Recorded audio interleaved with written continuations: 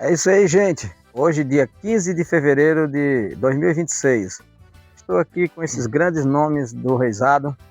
O meu compadre Francinaço, o ícone do Reisado, compadre Francinaço, careta velho, há muitos anos. E também com o Reisimar, dançador de figura.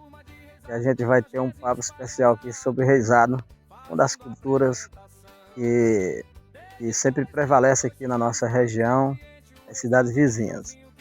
Compadre Francinaço, fala aí pra galera, em que ano você começou a brincar Reisado? Você tinha quantos anos de idade? E quais foram as turmas que você brincou?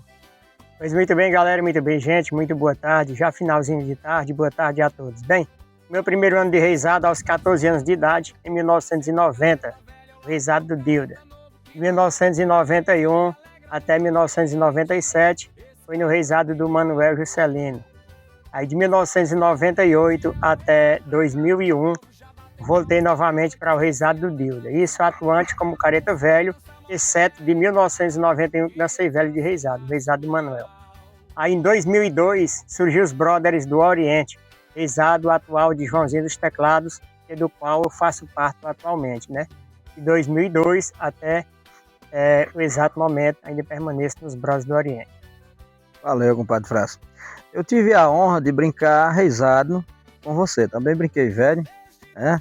Mesmo papel que o nosso amigo Reisimar faz. Inclusive ele é dos melhores, né? Da atualidade. E eu dei o melhor de mim na época que eu brinquei também. Tive o privilégio no primeiro ano que eu brinquei reisado, foi na turma, uma das melhores turmas da época, que era do Dida, o saudoso Dida. E foi logo em seguida, no próximo ano, tive outro privilégio, que foi brincar na turma do Manel, que era a segunda turma mais famosa da época, e já na companhia do meu compadre Francinaço, o veterano Francinaço. Ele já era o careta velho, eu acho que era o Honor, o outro, né? E a gente teve um bocado de ano que a gente repetiu na turma do Manel, e depois ele foi também pro Dida. E aí, essas turmas aí, nesse período aí, de 95 para cá, eu já estava acompanhando, na maioria das vezes, eu brinquei. Foi até, parece que uns 2 anos, com o padre João, assim, que ele começou a sair. Padre Franço, eu sei que eu já participei dessa brincadeira risada, é muito bom, mas eu queria ouvir de você sobre a questão de quais foram as dificuldades que você teve durante toda essa história de reisado. Rapaz, sobre as dificuldades, era na parte do transporte, né? Antigamente o transporte não era como hoje atualmente, o transporte era mais fraquinho, né?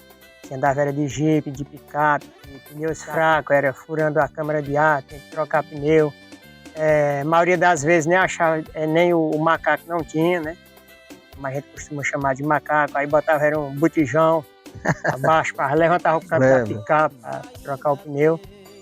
Eram essas as dificuldades. Aí às vezes acontecia isso no intervalo da gente terminar a primeira casa para ir para a segunda casa. A danada furava o pneu, como diz a história. Aí tinha que ter as dificuldades. Agora, falar de vantagens, eu também, como eu volto a falar, que eu já participei dessas brincadeiras, é muito bom, muito gratificante. Eu sei que tem várias vantagens, mas eu queria que você citasse algumas vantagens que você achava, que você ainda hoje acha mais interessante nessa brincadeira de reisado. Sobre as vantagens, nessa parte do transporte atualmente é bom demais, né? Que esses transportes mais modernos, né? A gente já andou em Saveiro, atualmente em S10, Hilux. Aí o negócio é mais moderno. Naquele tempo de picape e jipe, de manhãzinha cedo no inverno, no caso do jipe mesmo, bicho, o João congelava, né? Falhava, não queria pegar de manhã cedo, maior movimento. E aí hoje em dia atualmente o transporte é mais moderno, é mais tranquilo. Como no caso que a gente anda atualmente na S10, que o negócio de cabine. Não, cabine é só para careta, figureira em cima, era o movimento. Agora é cabine para todo mundo vai dentro, como diz a história. Certo, valeu, compadre. Compadre, só mais outras coisas aqui, mais uma coisinha aqui que eu queria lembrar, era relembrar. Teve alguma mudança com relação aos recebedores, a maneira como eles receberam, como ele recebe o grupo reisado? Da época que você saiu para os dias atuais, você que permaneceu em toda essa trajetória? Teve sim. Como no caso antigamente também, a gente, por exemplo, a última casa que a gente dançava, aí já ia dormir o restante da noite para aquela outra casa, na residência daquele cidadão, e no outro dia ir receber a primeira casa do reisado. A gente chegava de madrugada, dormia o restante da noite, passava o dia todinho para dançar na primeira casa. E assim seguia. Na maioria das vezes a gente passava muitos dias aí na casa dos recebedores de reisado. Hoje atualmente está diferente, né, nessa parte, né? Dificilmente você passa o dia na casa de um recebedor de reisado. Já chega na hora para dançar o reisado, né? Certo, compadre. Eu alcancei esse tempo. Quando eu saí, a gente passava o tempo todo do reisado pelas casas. Nas Caninhas, São José. Ficava numa casa, depois na outra noite já ia brincar na outra casa, já ia passar o dia lá. E a coisa mais interessante que eu achava é que você estava ali o dia todo de boa, brincando, só deitado, às vezes tocando. E aí quando você estava deitado, que o patrão batia no punho da rede e dizia: ei, gente, vamos, chama aí os meninos e vamos comer. A alegria do gordo é quando você dá para comer. Pois é, rapaz. Pois é. Aí chegava, a mesa estava lotada, que era uma festa especial para a turma do reisado. Festa medonha, festa medonha. Mas com relação a banquete, ainda hoje continua os banquetes, né? Os banquetes ainda hoje continuam. Porém, a gente não passando o dia, mas aí quando termina o reisado, a cada casa que a gente brinca, aí depois o banquete aí é especial. Quando você vai para a segunda casa, já vai de barriga cheia, como diz a história. Certo. Pá, daí todos os grupos de reisado tem um período de brincar. Geralmente ele sai próximo do dia 25, né? Para a turma que não entende bem como funciona o reisado. Sai ali no mês de dezembro, né? Próximo dia 25 de dezembro, só que às vezes um 20, 21, alguma coisa assim. E termina, que só tinha 2 grupos de reisado na época, um terminava dia 6 e outro dia 12. Não sei se por causa disso, deve ter sido, as demais turmas, que agora está saindo atualmente, elas terminam entre no prazo de dia 6 ao dia 12. Tem deles que terminam até antes do dia 12, fica 4 duplas, 4 grupos de reisado, como foi esse ano, terminou no dia seguinte.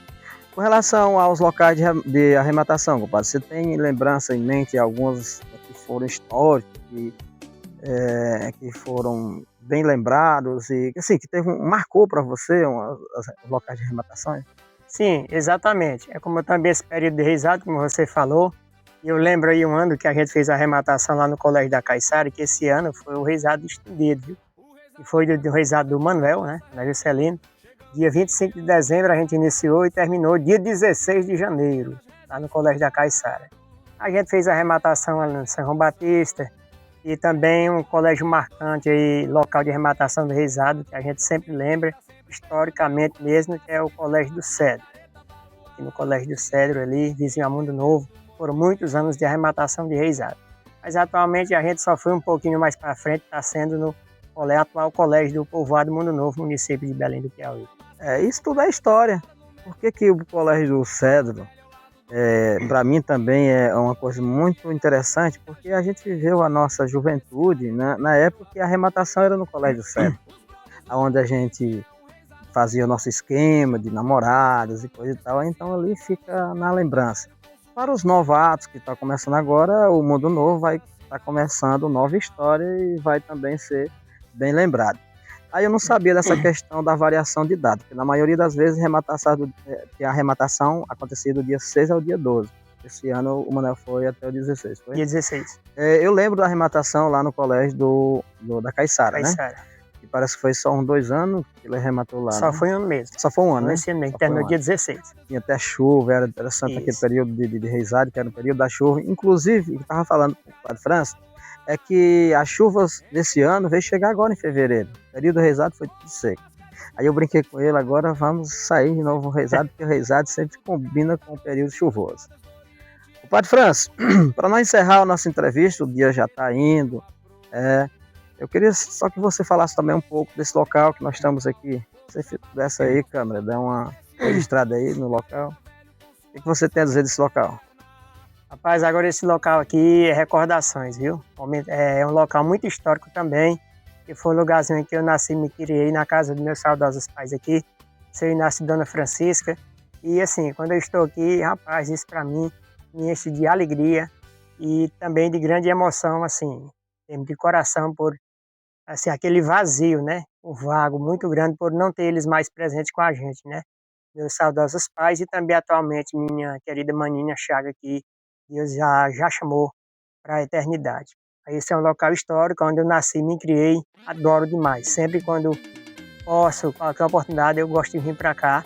E para mim, compadre Thiago, sinto muito honrado, fico muito gratificante por essa pequena entrevista ser aqui, nesse localzinho onde eu nasci e me criei.